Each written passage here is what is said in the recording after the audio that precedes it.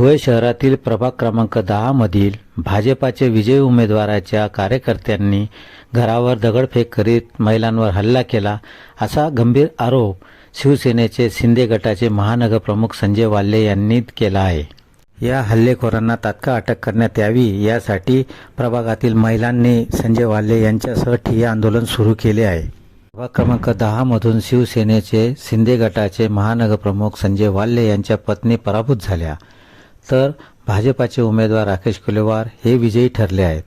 जल्लोष साजरा करीत असताना काही उत्साही कार्यकर्त्यांनी पराभूत उमेदवाराच्या घरासमोर फटाक्यांची आतिषबाजी लावली।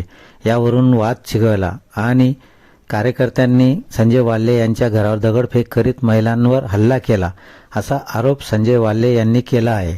या घटनेमुळे परिसरात एकच खळबळ उडाली। दरम्यान पोलीस बंदोबस्त तैनात करण्यात आला आहे।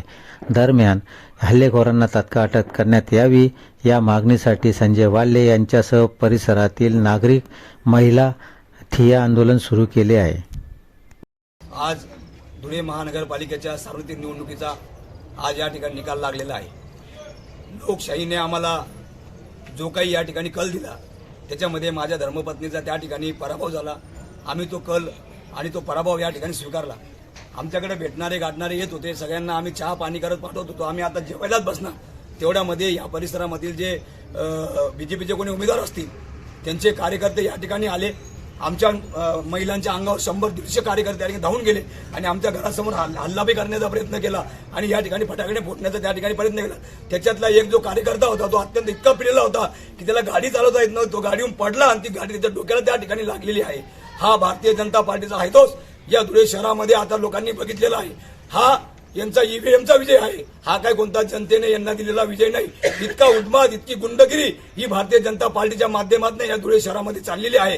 ही गुंडगिरी ही जनता कधी खपवून घेणार नाही। तुम्हाला विजय मिळालेला असेल, तुम्ही तुमचा आनंद व्यक्त करा, आमचं काही म्हणणं नाही। परंतु आम्ही आमचा पराभव स्वीकारल्यानंतर आम्ही आमच्या घरामध्ये बसलेलो होतो। जे लोक आम्हाला भेटायला येत होते आम्ही त्यांना भेटत होतो। आमच्या घरामध्ये आमच्या घरावर हल्ला करायला 100-200 लोक आले।